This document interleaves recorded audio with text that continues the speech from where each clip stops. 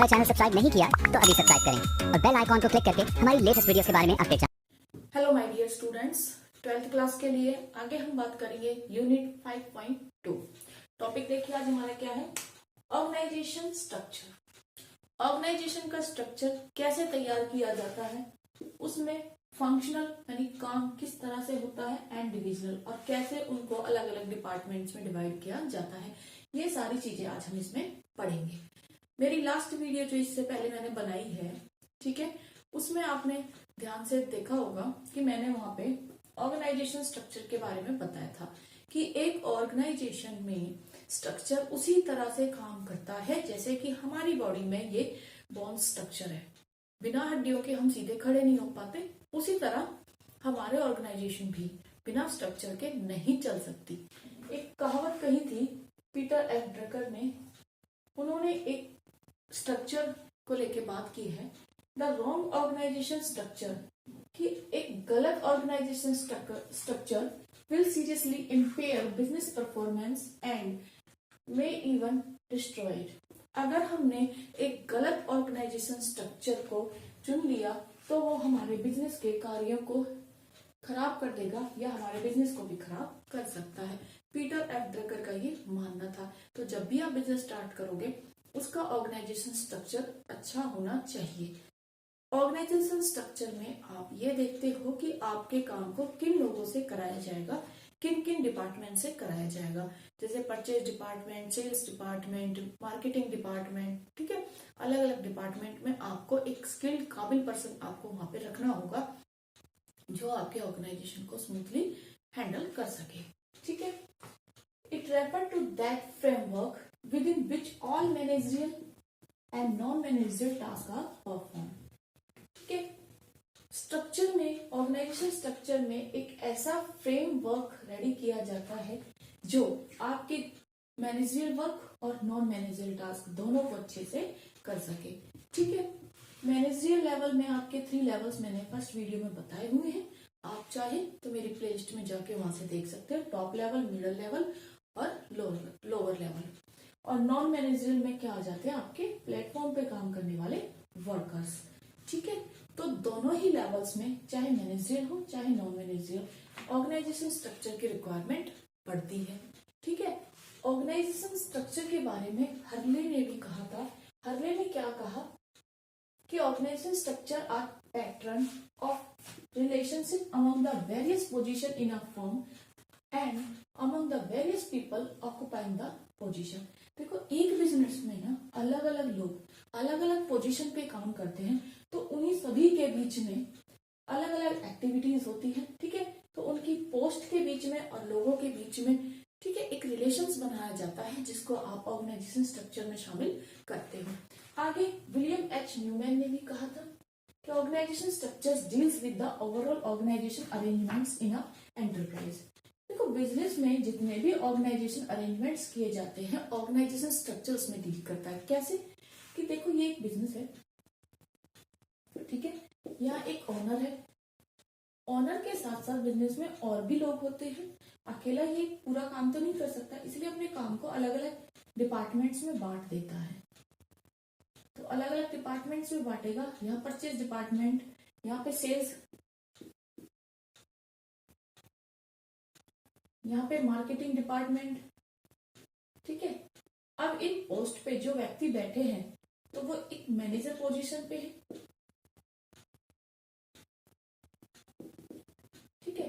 अब ये manager position पे अपने अंदर भी वर्कर्स रखते हैं और अपने अंदर रखने वाले वर्कर्स को कमांड देते हैं, ऑर्डर देते हैं, उनसे काम कराते हैं।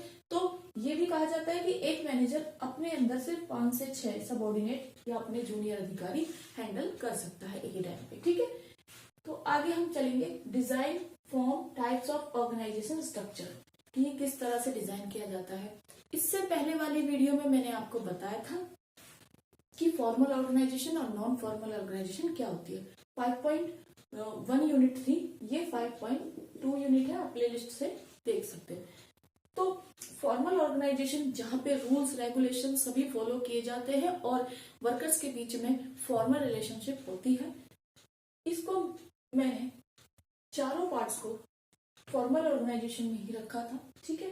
अब यहाँ पे जो 4 पार्ट्स ऑफ ऑर्गेनाइजेशन स्ट्रक्चर है वो फर्स्ट कहता है आपका फंक्शनल ऑर्गेनाइजेशन, डिविजनल ऑर्गेनाइजेशन, ठीक है, line organisation and line and staff organisation.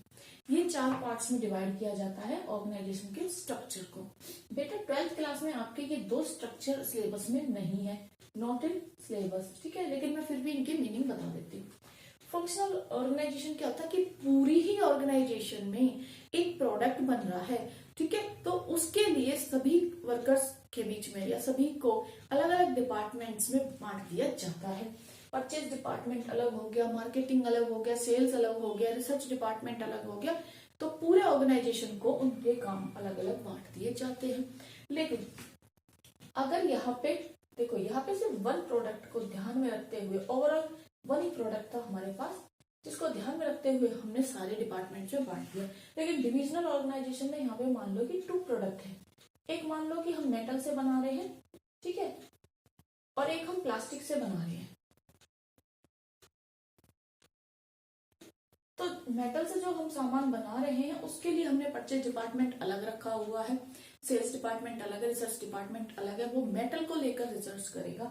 दूसरा डिपार्टमेंट हमने प्लास्टिक के लिए रखा हुआ है, प्लास्टिक का marketing department, sales department, purchase department, research department अलग है, क्योंकि वो प्लास्टिक को लेकर काम कर रहा है, ठीक है। यहाँ अलग अलग प्रोडक्ट के अकॉर्डिंग मैंने अपने फंक्शंस बांट दिए हैं, तो ये डिविजनल ऑर्गेनाइजेशन में शामिल होता है। थर्ड बेटा लाइन ऑर्गेनाइजेशन। लाइन जैसे आप मिलिट्री या सेना में देखते हो ना कि ऊपर जो हाई अथॉरिटी है वो नीचे वाले को ऑर्डर देती है, फिर नीचे जूनियर को और जूनियर को, एक लाइन में एक कमांड में ऑर्डर चलता है। ये सबसे पुराना ऑर्गेनाइजेशन है, पुराने जमाने का, और ये बहुत फेमस भी है, लेकिन आप ये आगे कॉलेज में ही पढ़ोगे, 12th में आपके सिलेबस में नहीं है। Line and staff organisation. Line organisation तो होता ही है, एक बड़े लेवल पे जो अथॉरिटी है वो काम कर रही है, सबको ऑर्डर में काम दे रही है, लेकिन उसको भी कई बार ना परामर्श की जरूरत पड़ती है, एडवाइजरी की, तो उसके साथ साथ 8 लोग रखे जाते हैं उसको एडवाइजरी देने के लिए। ये लोग सिर्फ उसको एडवाइस दे सकते हैं, इसको फोर्स नहीं कर सकते। जैसे आप देखते थे पुराने जमाने में एक राजा होता था और राजा को एडवाइस देने के लिए उसके मिनिस्टर्स होते थे, मंत्री होते थे, ठीक है, तो वो मंत्री सिर्फ राजा को परामर्श देते थे, उसको फोर्स नहीं कर सकते थे। तो ये स्टोरी आपकी लाइन एंड स्टाफ ऑर्गेनाइजेशन में रहेगी। ये दोनों आपके सिलेबस में नहीं है। फंक्शनल ऑर्गेनाइजेशन, डिविजनल ऑर्गेनाइजेशन के कुछ इनके प्लस पॉइंट्स हैं, कुछ नेगेटिव्स हैं, कुछ इंपोर्टेंस है, फीचर्स हैं, मैं आगे आपको इन्हें बताती हूँ। बात करते हैं फंक्शनल ऑर्गेनाइजेशन, ठीक है बेटा। मैं यहाँ पे ना ऑर्गेनाइजेशन को बार बार शॉर्ट में लिख रही हूँ, तो आप पूरी वीडियो में समझ जाना कि मैंने ये ऑर्गेनाइजेशन ही लिखा है। फंक्शनल ऑर्गेनाइजेशन स्ट्रक्चर क्या होता है? It refers to the division of the whole enterprise according to the major activities performed by it. देखो, ये हमारा एक बिजनेस है, ठीक है। मान लो इसमें 5000 मुझे कुछ प्रोडक्ट की बनानी है, ठीक है। मान लो कि मैं एक प्रोडक्ट बना रही हूँ, 5000 मैं यहाँ पे टी शर्ट बना रही हूँ, टी शर्ट। तो टी शर्ट बनाने का काम आप जरा दिमाग लगाइए कि कहाँ से स्टार्ट होता होगा। टी शर्ट बनाने के लिए मुझे रॉ मटेरियल लाना पड़ता होगा, यानी क्लॉथ लेना पड़ता होगा, कच्चा माल जिसे बोलते हो, ठीक है। कहीं से ये परचेज करना पड़ता होगा, तो इसके लिए मुझे एक परचेज डिपार्टमेंट रखना पड़ता है जो इस काम को बारीकी से कर सके। जो सस्ती कीमत पे अगर मुझे कपड़ा मिलेगा तो मेरी टी शर्ट की बनाने की जो लागत है वो भी कम आएगी और मुझे प्रॉफिट अच्छा होगा, ठीक है। तो ये अकेला जो बिजनेसमैन या ओनर है ये सारे काम नहीं कर सकता, इतने सारे प्रोडक्ट बनाने के लिए, ठीक है, इतने सारा माल बनाने के लिए अकेला तो सारे काम नहीं देख पाएगा। इसीलिए अपने काम को लोगों के काम के अनुसार डिवाइड कर देता है। जिस काम में जो व्यक्ति माहिर है, जिसमें वो एक्सपर्ट है, उसको वही काम दे देता है। तो परचेज वाले के लिए ये परचेज डिपार्टमेंट खोल देता है, ठीक है। इसी तरह से ये सभी डिपार्टमेंट को अलग अलग डिवाइड कर देता है। यही आपका फंक्शनल ऑर्गेनाइजेशन स्ट्रक्चर कहलाता है। अब परचेज तो हो गया, अब ये क्या करेगा? अब परचेज करने के बाद क्या होगा, वर्क इन प्रोग्रेस काम चालू होगा। ठीक है, वर्क इन प्रोग्रेस यानी कपड़े से टी शर्ट बनाई जाएंगी। ठीक है, कई प्रोसेस से बनेंगी ये भी। कपड़े को काटा जाएगा, ठीक है, फिर उसको स्टिचिंग की जाएगी। पहले कटिंग होगी, देन स्टिचिंग होगी। ठीक है, फिर कुछ बाद में अगर कपड़े पे आपका कुछ बनाना है डिजाइन वगैरह, ठीक है, तो वो भी डिजाइन वगैरह बनाना होगा, तो डिजाइन बना दोगे आप। उसके बाद इसकी पैकेजिंग होगी।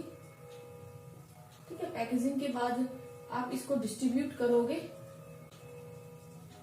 तो देखो ना, एक ही टी शर्ट बनाने के लिए हमें कितना काम करना पड़ा। डिस्ट्रीब्यूट करने के लिए आपको एक सेल्स डिपार्टमेंट भी रखना पड़ेगा। ठीक है, सेल्स डिपार्टमेंट रखोगे, फिर सेल्स डिपार्टमेंट में ये भी देखा जाता है कि किस तरह से मार्केटिंग को हैंडल किया जाएगा। सेल्स में आपको एडवर्टाइजिंग भी करनी पड़ेगी कि किस तरह से मैं अपने माल को बेचूं, कौन कौन से मेरे कस्टमर हैं, ये सारे काम। अब देखो, क्या एक अकेला बिजनेसमैन या ऑनर इतने सारे काम करेगा? नहीं कर सकता ना। आप खुद सोचो, क्या आप अकेले इतने सारे काम कर सकते हो? आप भी घर में देखते हो ना, एक घर को 4 या 5 लोग डेली ऑर्गेनाइज करते हैं, मैनेज करते हैं। डेली आप देखते हो कि सामान इधर से उधर रखा जाता है, सेट किया जाता है, ऑर्गेनाइज किया जाता है, हर चीज सही जगह पर होनी चाहिए। ठीक है, तो सभी घर के मेंबर्स मिलके घर को मैनेज करते हैं। ठीक है, ऑर्गेनाइज करते हैं, साफ सुथरा रखते हैं। ऐसे ही ऑर्गेनाइजेशन में होता है कि सभी लोगों आपको उनके काम बांट दिए जाते हैं और अपना अपना काम सभी आसानी से कर लेते हैं। तो हर एक्टिविटीज को बांट दिया जाता है। अब ऑनर जो कंपनी का है बिजनेस, वो कौन होता है? एक शेयर होल्डर। शेयर होल्डर कौन है बेटा? जो बिजनेस में कैपिटल लगाता है या कैपिटल में इन्वेस्ट करता है, या मैं ये कहूं कि जो शेयर्स परचेज करते हैं। ठीक है, जो शेयर्स खरीदते हैं उनको शेयर होल्डर कहते हैं। शेयर होल्डर का ही बिजनेस में पैसा लगा होता है, तो एक तरह से वो ही उनके मालिक हैं। लेकिन अगर 1000 शेयर होल्डर मिलके बिजनेस में बैठे हुए हैं, 1000 लोगों ने कुछ शेयर्स खरीदे हैं, तो सभी तो बिजनेस को नहीं चलाएंगे। उनके द्वारा कुछ सिलेक्टेड पर्सन होते हैं जिनको बोर्ड ऑफ डायरेक्टर कहा जाता है। इनको काम सौंप दिया जाता है, ये बिजनेस को मैनेज करें, प्रबंध करें, बिजनेस को यही डायरेक्ट करेंगे, यही चलाएंगे। ठीक है, तो इन्हें बोलते हैं बोर्ड ऑफ डायरेक्टर्स। अब इनको भी आगे पूरे बिजनेस को संभालने के लिए जनरल मैनेजर हेल्पर्स के रूप में दे दिए जाते हैं कि आप अपना काम जनरल मैनेजर से करा लेना। अब मैनेजर भी अकेला नहीं करता, वो भी अपने काम को डिवाइड कर देता है डिपार्टमेंट्स में। वो कहता है प्रोडक्शन वाला डिपार्टमेंट प्रोडक्शन का काम देख लेगा, मार्केटिंग डिपार्टमेंट मार्केटिंग का देख लेगा, फाइनेंस डिपार्टमेंट पैसों से लेन देन, किससे पैसा लोन पे लेना है, उधार देना है, और फिर उधार अपना वापस लेना है। ठीक है, क्या करना है पैसे का, ये सब फाइनेंस डिपार्टमेंट में आएगा। पर्सनल डिपार्टमेंट, पर्सनल होते हैं बेटा आपके एम्प्लॉयज, कर्मचारी, उनको भी हैंडल करना पड़ता है। कई बार ना वो भी प्रॉब्लम क्रिएट करते हैं, कभी लॉकआउट कर रहे हैं, कभी काम अच्छे से नहीं कर रहे, कभी इनको ट्रेन करना पड़ता है, रिक्रूट करना पड़ता है, ये सारी चीजें पर्सनल डिपार्टमेंट में। ठीक है, तो इस तरह से आपका डिपार्टमेंट बनता है। ये सारा काम आपके स्ट्रक्चर में होता है। ठीक है, आगे मार्केटिंग में भी, और मैंने आपको बताया था कि एक होता है डिपार्टमेंट्स, एक होता है बेटा सब डिपार्टमेंट्स। सब डिपार्टमेंट्स मतलब डिपार्टमेंट्स के को भी आगे बांट दिया गया है। देखो, ये मार्केटिंग डिपार्टमेंट को भी आगे और हिस्सों में बांट दिया है। यानी मार्केटिंग डिपार्टमेंट का काम बहुत बड़ा होता है, उसके लिए सेल्स डिपार्टमेंट और अलग से रख दिया, एडवर्टाइजिंग डिपार्टमेंट अलग से रख दिया, और मार्केटिंग रिसर्च डिपार्टमेंट अलग से। सेल्स डिपार्टमेंट ये कोशिश करता है कि माल ज्यादा से ज्यादा बिके, और ज्यादा माल बिकेगा तो प्रॉफिट ज्यादा आएगा। एडवर्टाइजिंग, लोगों को अगर आपके प्रोडक्ट के बारे में जानकारी देनी है तो ये काम एडवर्टाइजिंग डिपार्टमेंट का होता है। विज्ञापन से ही लोग ज्यादा सेल खरीदते हैं, मतलब चीजें खरीदते हैं, तो सेल्स ज्यादा होती है। तो एडवर्टाइजिंग बहुत इंपॉर्टेंट है बिजनेस के लिए। और मार्केट रिसर्च डिपार्टमेंट ये पता लगाता है कि क्या मेरा प्रोडक्ट मार्केट में अच्छे से बिक रहा है या नहीं, मार्केट में किसी और प्रोडक्ट की भी डिमांड क्रिएट हो सकती है क्या मैं अपने प्रोडक्ट को और बेटर बना सकता हूँ। ये सारे काम रिसर्च में होते रहते हैं कि आगे हम अपने बिजनेस को कैसे एक्सपेंड करें, कैसे मार्केट बढ़ाएं, ये सारी रिसर्च चलती रहती है। लोगों से फीडबैक भी लिए जाते हैं कि आप क्या प्रोडक्ट लेना पसंद करते हो, लंबे समय तक को किस प्रोडक्ट को लाइक करोगे, ये सारी चीजें। ठीक है, तो ये है आपका फंक्शनल ऑर्गेनाइजेशन स्ट्रक्चर।